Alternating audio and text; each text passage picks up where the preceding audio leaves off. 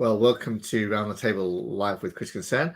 And today I'm delighted to be joined by Maureen Martin, who is one of our recent successful, very interesting cases, working for a housing association and losing her job for expressing her Christian beliefs in an election manifesto communication. We want to hear all about that. And we've also got Andrea Williams, our Chief Executive of Critical Concern, joining us as well to the discussion today. Welcome to both of you.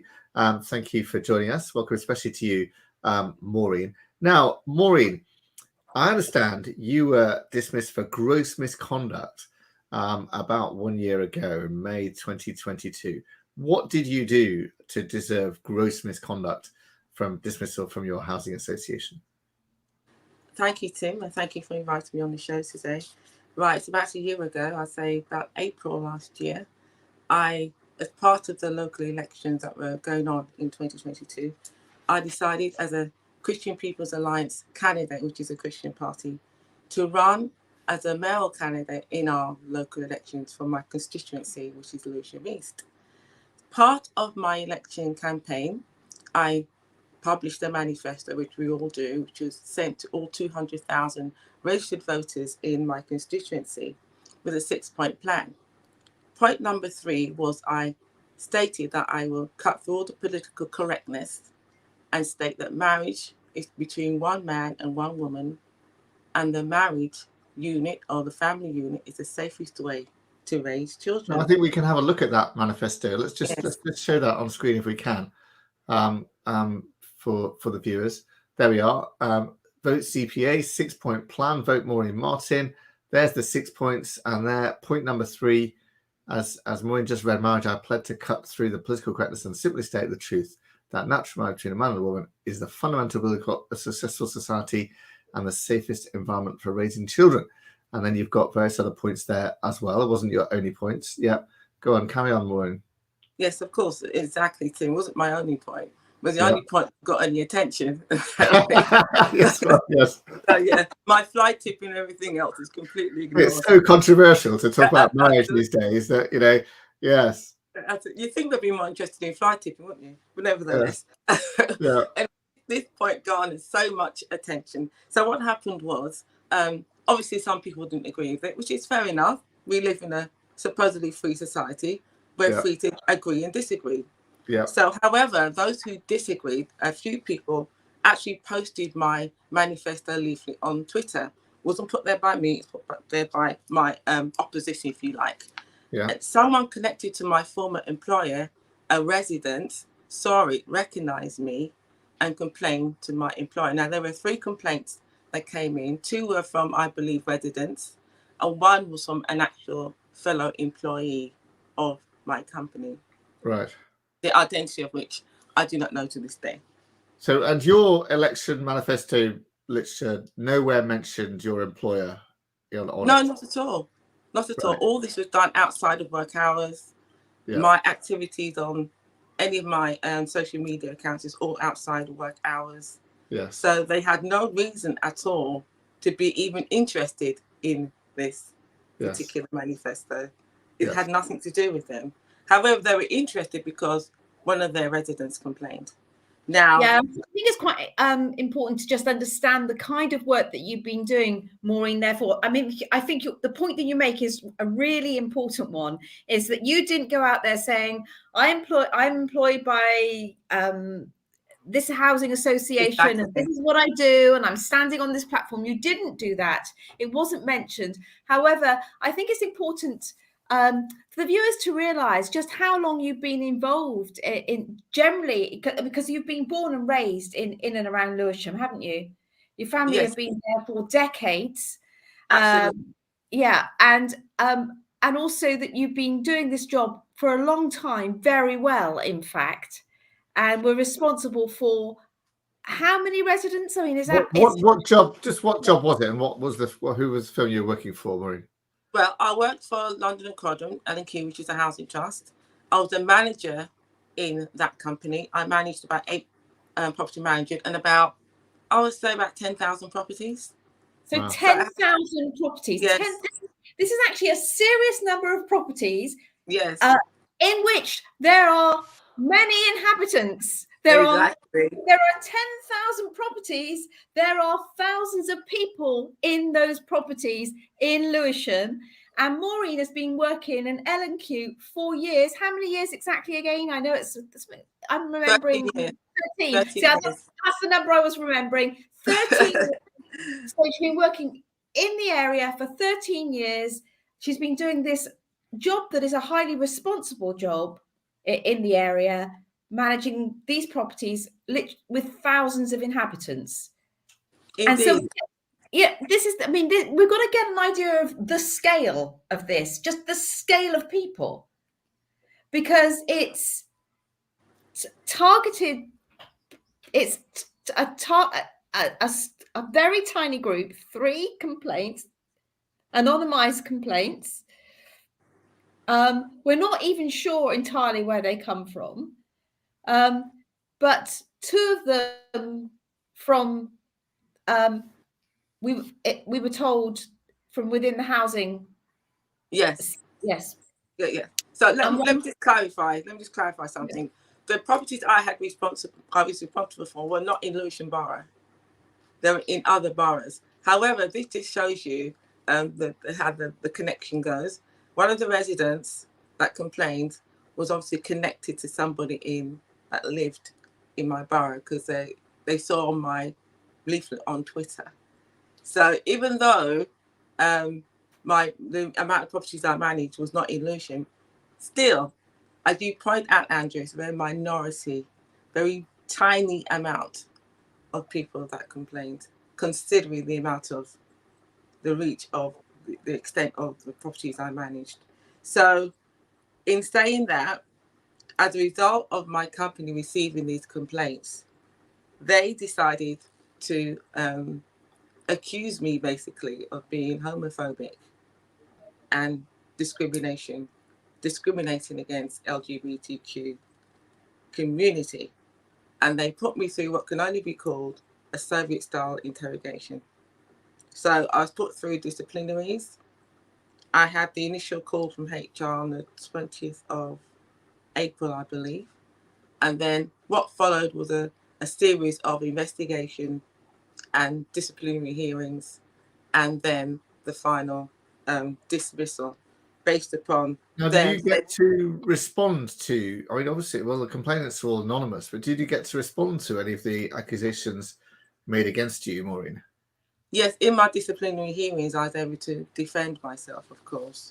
Right. Unfortunately, as you know, Andrew knows, they try to tie your hands. You can't have anyone support you in a disciplinary that is outside of the organisation. It has to be somebody in the organisation, which is ridiculous, because whoever supports you is going to feel compromised if they support you completely, because they might be fearing losing their jobs too. So yeah. It's like they try to put you in a catch-22 situation. Yes. Now, if you are able to have someone external to support you, had your back 110%, yes, that would be a different matter. But essentially, I really had to go alone, because there wasn't anyone I could totally and utterly trust to have my back completely, yes, and really help me put my case forward. However, in saying that, I didn't think I did such a bad job in defending myself. I had assistance from the CLC and Christian Legal Centre, amazing support. I can't thank you guys enough for the support you gave me. It was amazing. So I was able to put forward a very, I would say, compelling and convincing defence of my situation. And my defence really was based on Article 9 and Article 10 of the Human Rights Act, that I had a right to express my religion and a right for free speech. And of course, I know that my religion is protected under the Equality Act. And this is something they completely ignored. And what they try to do, convince me, try to make the case that my comments or my statement in my manifesto and a couple of other comments I made on Twitter were not based on my religion. Well, of course it's based on my religion. But I mean, I'm from the Christian People's Alliance. What else could it be based on?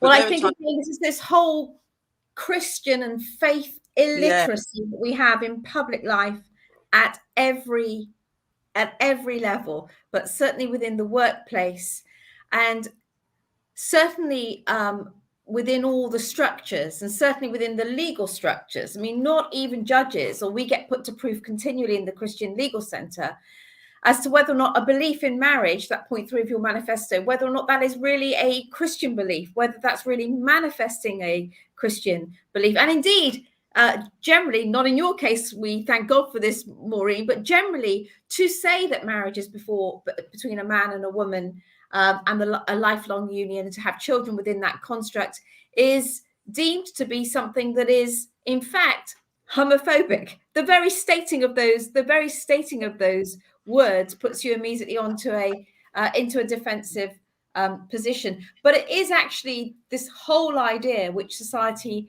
is failing to comprehend generally, but also within the structures, that if we believe as Christians, then we do have something to say about God's moral order. And that is an expression of our faith.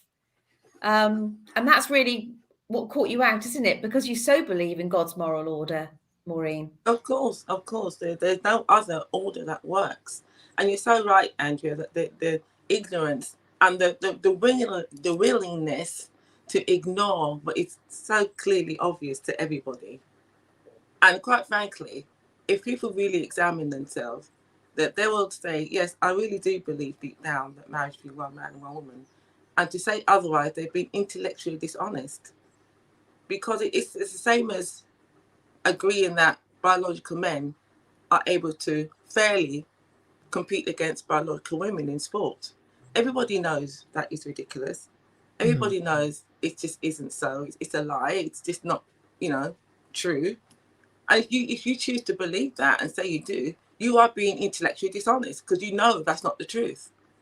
And yet, Maureen, the truth about that statement that you've just made there was that if you were to say that as a teacher, and we've got a breaking case today, sort of slightly different contextually, but who had a safeguarding concern around a 9-year-old child who was coming into a school and wanted to be known in the opposite sex. She raised this as a safeguarding concern, but in fact, it's now her who is being viewed as the safeguarding concern.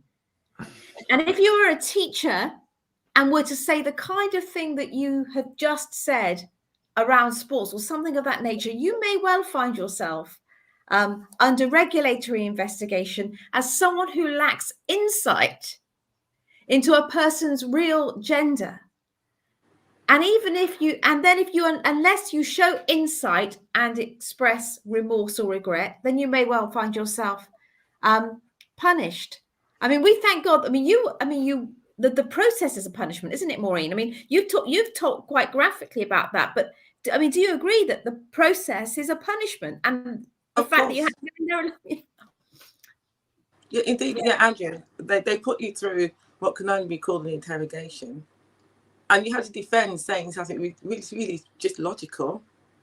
I mean, it's just logic, and you have to defend yourself and say, listen, this is what I believe. I mean, under the threat of, losing my job, I choose not to recant my statement. And the whole process is designed to make you recant and apologise. That's what the whole process is designed to do. Because they initially start out with the question is, well, if you could do anything differently, what would you do? And that's one of the earliest questions in the whole disciplinary process, to try and get you to say, well, on reflection, I've heard some politicians say, I misspoke. No, I did misspeak. I said what I said, and I stand by it. And I was determined not to recant my statement. And it's very important that if Christians are in these positions, that they do not recant. Because the moment you apologise, you're done. Because they're going to fire you anyway. And then they'll get rid of you. And if they don't fire you then, they'll think of some excuse to get rid of you later. Okay? So you might just stand on your belief, be strong, keep your integrity. And if they fire you, let them fire you. But at least have your integrity and and your relationship with God. So you ended up being dismissed for gross misconduct for on the basis you brought the firm into disrepute, isn't it?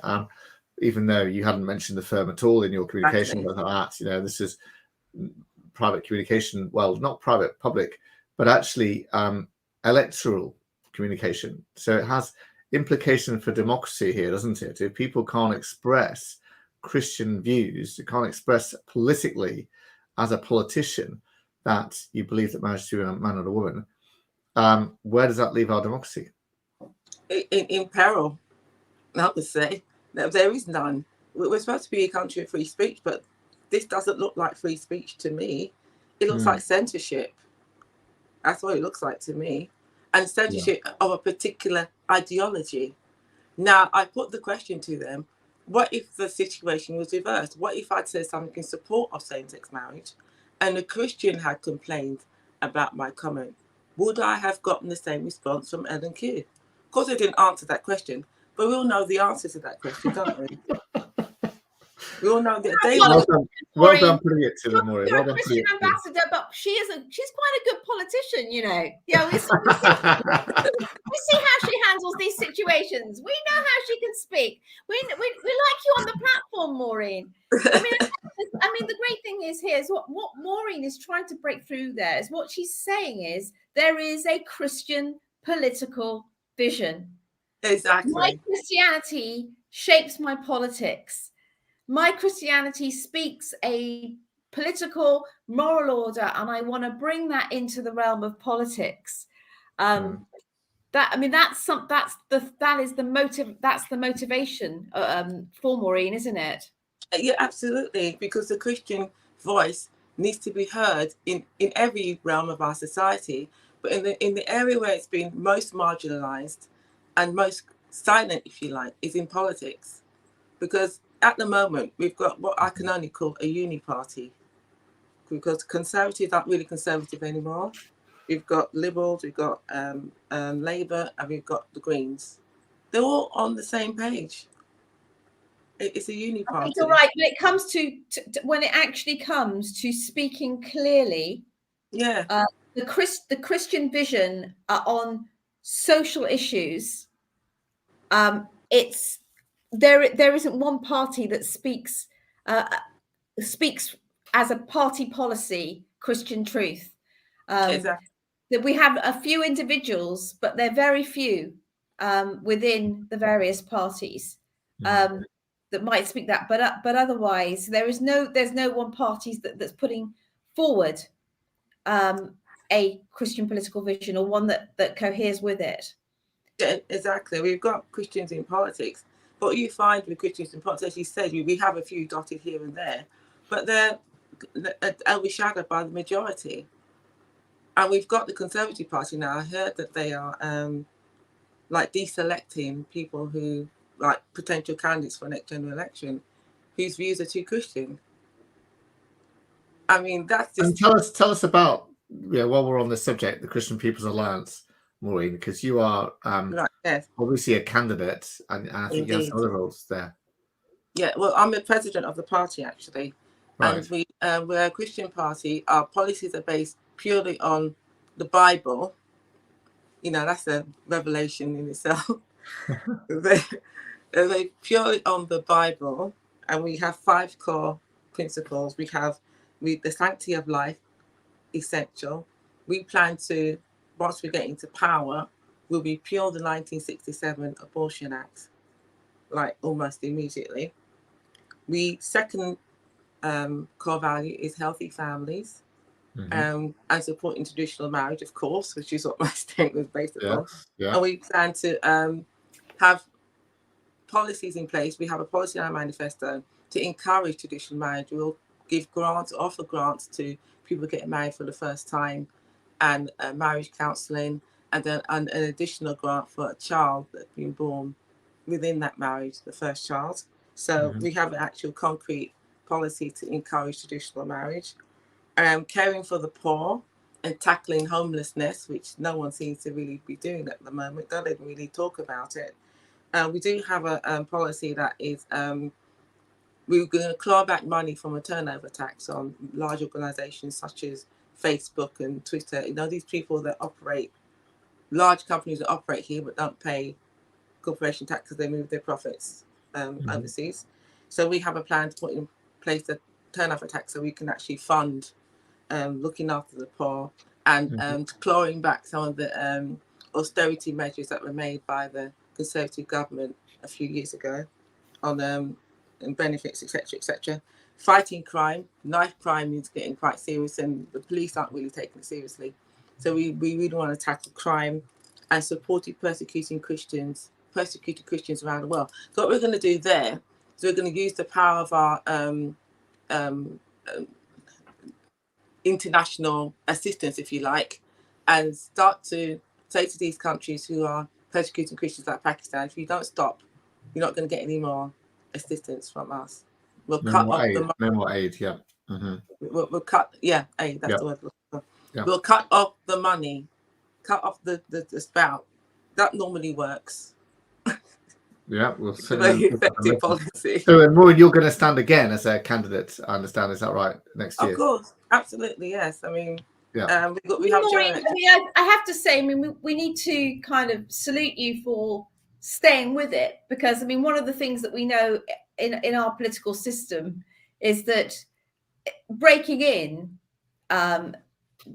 small parties, breaking in, getting seats is almost impossible, as has proved to be the case with the Christian People's Alliance. I mean, we do know, of course, we know that God is on the throne. We know that we know Psalm 2, but that we do have a political reality as well, don't we? Of course, absolutely. About, breaking into the sort of the mainstream political situation. So, and you have laboured and over many years now, and indeed within the CPA. And I mean, do you never get disillusioned by that? Well, no, because joining the other party is it's just not an option, because their views are just so incongruent with mine. There's no way I could become a Conservative now, because they've gone so liberal. I just could not possibly not only not join the party but not vote for them. So this is the issue, Andrea. It's not just a question of the CPA breaking through on the political arena. It's a question of who do I vote for? You see, this is, for me, that's the main question. Who do I vote for? And I can't vote for the others, because if I vote for the others, I'm putting my seed into ground that agrees with abortion, agrees with, same-sex marriage and LGBTQ and all these other things. I cannot vote. Maureen is what we say. Maureen for mayor of Lewisham is what we say. Exactly. But the issue is, Andrea, the reason why I got involved in the first place, I can't vote for those parties. Yeah, I know. Okay. It's hard to feel politically disenfranchised. And of course, I think the other thing is what happens, and I think what's happened in the Conservative Party, but what happens very often politically, if we don't understand things from a spiritual perspective, is that we think the important things are economics and some of the presenting issues of the day, maybe, let's say something like immigration. Of course, the Bible will have quite a lot to say on both of those issues, in fact. And we can read some of the works of Graham Leach or of Jonathan Burnside and some of the papers that come out of the Wilberforce Academy on these things. But I'd say that and then we get this abandonment of the structural issues of society, which of course are around life and family, which give security and flourishing to society, but we have no one party that has really taken hold of that. No one party that's in within Parliament taking hold of that. The DUP are faithful men and women, of course, but to really bring forward policies, as they have done indeed in Hungary and Poland, to really promote the family. And we're seeing a real difference, and in Italy, and we're seeing a shift in the public space as a result of coming back to Maureen's case. So what happened after you were dismissed from work at very short notice, Maureen? Well, after that, obviously the Christian Legal Centre were helping me to launch my case against them, which we filed a an application to the tribunal, employment tribunal, my apologies, to bring a case against L&Q. And I told L&Q when they fired me that I'll see you in court and I'm going to the papers. Those are my closing statements to L&Q. I'm going to the papers and I'll see you in court. So CLC helped me to file that application to the employment tribunal. So I'm really grateful. They did an excellent job. And then my story broke in the Mail on Sunday, July last year. It was an excellent story. I really thank God for that. And the CLC's connections again, praise the Lord. The story broke. I had a 2-page spread on the Mail on Sunday. I think it was July 17th, something like that. And it was an excellent story. I mean, it was so good. I mean, the reporter that interviewed me was excellent. He did a great write-up. And it garnered a lot of attention. And from there, I did quite a bit of media on the back of that story. And it went worldwide. It went all the way to Australia, I believe. It went all the way around the world, America, Australia. It went international. So, which is really good because it really highlighted the fact that it's so important for Christians to fight back when they are attacked in this manner. Yeah. So, and as a result of that, I think L&Q rethought things a bit, and then they made an offer to settle earlier this year, and with the help again of the CLC, we entered negotiations, and we reached a settlement. And I think they just looked at the case and said, you know what, there's a good possibility we could lose this. Sure. There's a big possibility we could crash and burn here. Even, I mean, you'd already told them that, it sounds like, in the meetings, that Article 9, Article 10 applied, and obviously it's political speech as well, and the media reaction probably shocked them as well. So they decided, hang on a minute, we're not going to win this. We better settle it as soon as we can. And I also said to them in one of the meetings, I said, if we go to court, you'll lose. That's what I said to them. They were a bit silent when I said that. But I was pretty bold. I wasn't holding back. So if this goes to court, you'll lose. And the truth is, Maureen,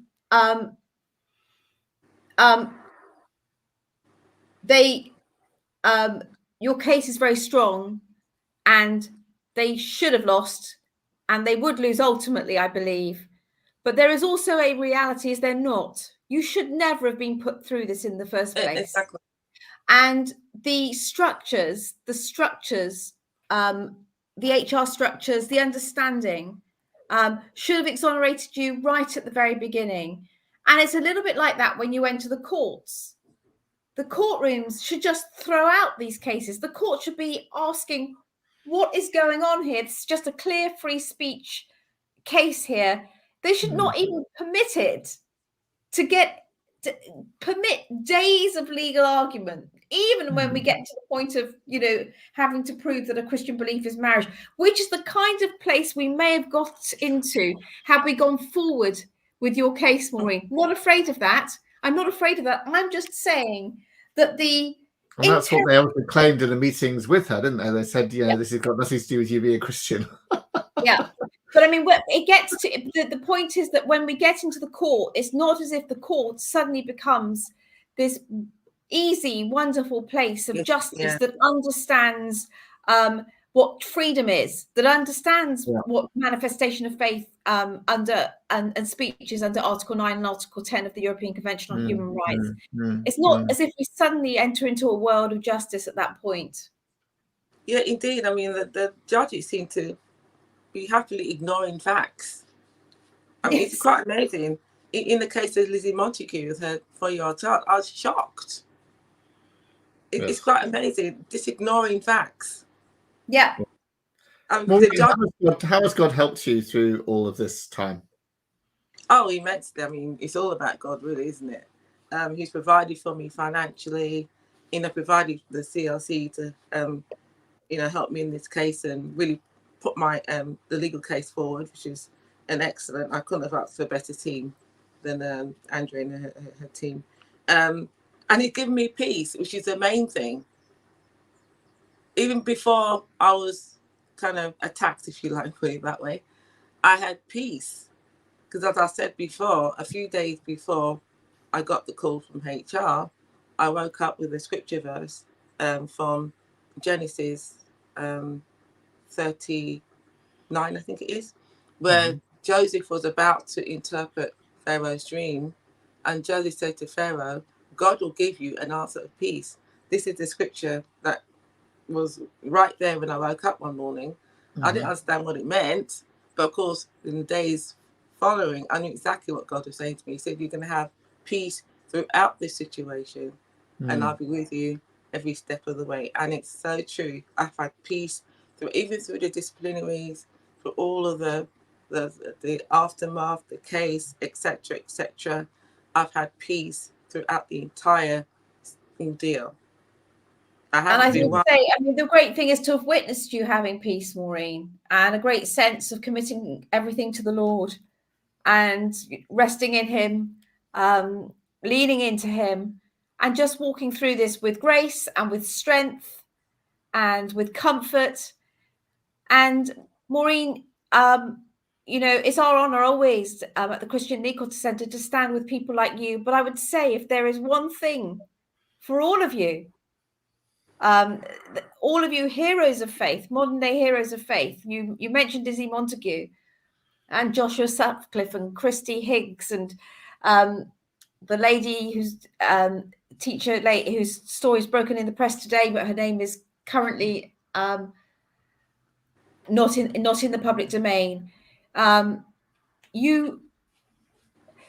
It's because you all really love the Lord and really love the truth. And when the testers come, you stand, and you're great company for one another. And it's my privilege to be in your company, because when the test comes, you stand and you say, we follow Jesus, we follow his truth, we will not yield. And the great joy, of course, in this is that what I observe is that not one of you, Bernard Randall, another hero of faith. I mean, it may not be easy, and for some there may not always be peace, but there's never really a regret for not saying, I wish I hadn't stood. No one says, I wish I hadn't done this. No one. No. Yeah, and that goes to me too. Thank you, Andrea. But you know, I can attest that without the help of the Lord, none of that would be possible. You know, we stand because he's standing with us. He's in us. He's our strength. Just with you and Tim, we all stand because he gives us the ability to do so, regardless of what happens in our life. And these situations is that decision that you make beforehand. As I said when I was at the Wilberforce Academy, you have to make up in your mind and heart beforehand what you stand for before the situation. Yes. Because if you don't want to be and ahhing in a moment of decision, a moment of crisis. It needs to be settled ahead of time, so that when the crisis comes, you know exactly what to do. There's no question. So my advice to anyone really is, and particularly Christians in a hostile work environment, they really do have to settle that beforehand. Yeah, beforehand. Wise words. Andrea, we've had some 42,000 people so far sign a petition about Maureen's case. The petition is to amend the Employment Rights Act 1996 to protect workers from being sacked for expressing conscientiously held beliefs outside work, which is exactly what Maureen's done. Tell us about that. Well, I think it's amazing to see the response, the public response to that. It's a very sensible amendment that should be made. We do need to be free to express our conscientious beliefs, and it's a way in which the cases bring to the fore critical public policy points. And so let's take this to the government. Maureen needs to deliver this to 10 Downing Street. We need to take this. We need to get this petition in front of the government in order to see policy change on these matters. Indeed, there needs to be a huge policy change, really, just generally within the employment policy laws and the outworking of the Equality Act. And I can see that my colleagues have posted a link to petition on the chat there, if you're watching on Facebook or YouTube. and but what I was going to say now, but I know what I was going to say. It would actually protect a lot of our cases, wouldn't it? Not just Maureen, Christy Hicks, for Yes. example, and very many others would be protected with such an amendment, and it would go a long way to protecting free speech rights. So it's something that we need to take seriously. We need to tell our MPs about. We need to deliver the petition, but at that point, ensure that those that are viewing here, but also the supporters of Christian Concern and Maureen and others way beyond, are actually writing to their MPs with this policy, with this idea, which is with this legislation change, so that we can actually see people like Maureen protected in the future. Fantastic. Well, Maureen, as we sort of come to a close now, what would be your advice to Christians who are working in the in a hostile working environment about how they should act and to their Christian beliefs? Right. So as I said before, you need to settle it ahead of time about your beliefs and what you believe and what in the working environment you're willing to accept. But another particular point I want to make is a lot of people do say, oh, I have to go to this course or that course, the inclusion diversity courses.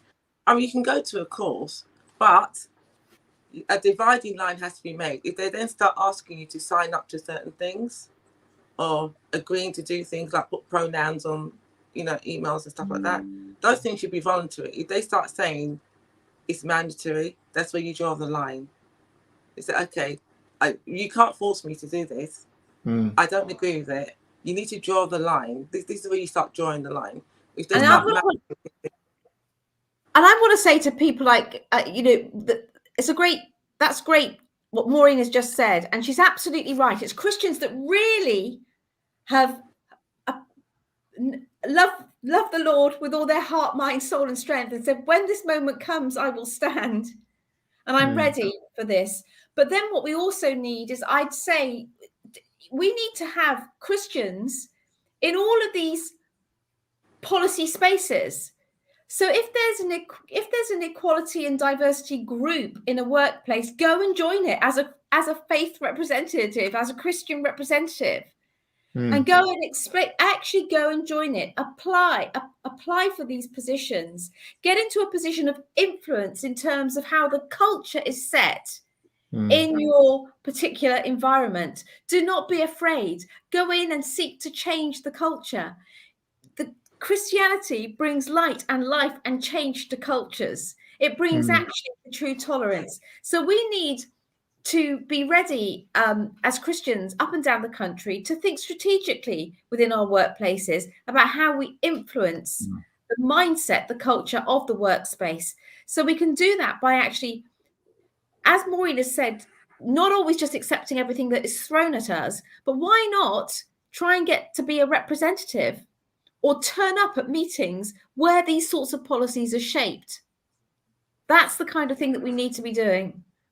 It's interesting you say that, Andrea, because I actually was part of my diversity group when I was in my former employment. So that's quite interesting you say that, because I actually was. And I would actually give presentations. Of course you were, Maureen, because you're a wonderful Christian, you're a wonderful politician and unafraid. Of course you were. We all need to be, Maureen. It's funny you should say that. Great point, though. Excellent point. I'm glad you brought that up. Very important that we get involved and we let the Christian voice and Christian perspective be heard and start shaping things. Even though some of these groups don't have a lot of power per se, it's about influence and persuasion. And you're so right. Great point. Great. Well, listen, thank you very much, Maureen, and well done for your wonderful stance and wonderful articulation of what you've done and wonderful work as well. It's great to have you. Look forward to delivering that petition to 10 Downing Street. And we look forward to seeing more fruit from this work, and all the best with your political work with Christian People's Alliance as well. And thank you for joining us today. And do follow us on Facebook, YouTube, Twitter, and look forward to seeing you again next week. Thank you very much.